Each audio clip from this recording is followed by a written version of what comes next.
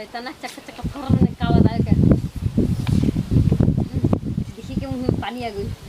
इनका तो नून मरचा पहले सोच के आई रही इच्छा तो नहीं भरे नून मरचा पीस के सुनिए के कभी के मुंह में पानी आता है और पीट के तब के तरह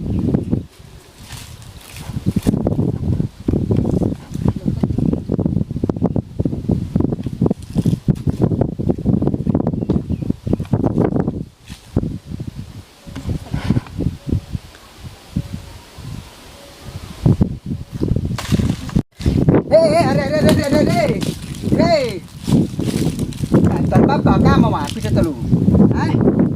अबे बाबू लगे फोन लगाई रख रख बाबू लगे फोन लगा बतानी अबे तक समझा देता नहीं क्या पट देना पीछे लगा तुल जा रख बाबू ए त हिम्मत मत अपन माई लगे तनी फोन लगावे ना माई लगे रुक माई लगा रख तो समझावा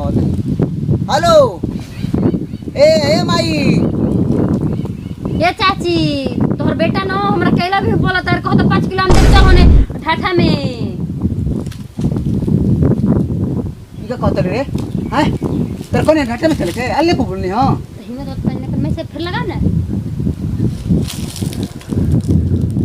हम पीट के हमरा के रोके खाती हम तार पे ए पीट मत ना तो हम बाबू के कहब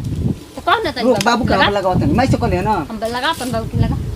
ए हेलो हां बाबूजी देखै बोला के हाँ चाचा कहता नीनू तार बेटा कहता ना कि हमर बाबू के पतो बनबू रोज तार काम खियाई आखिरी बाबू हवा बढ़िया होता ना हम पीटे रोके खातिर एक बार तो मूड बनल बा हम खाए के नु एक बार तो हम खाई के रहो पता नहीं कौन हमार के रोकता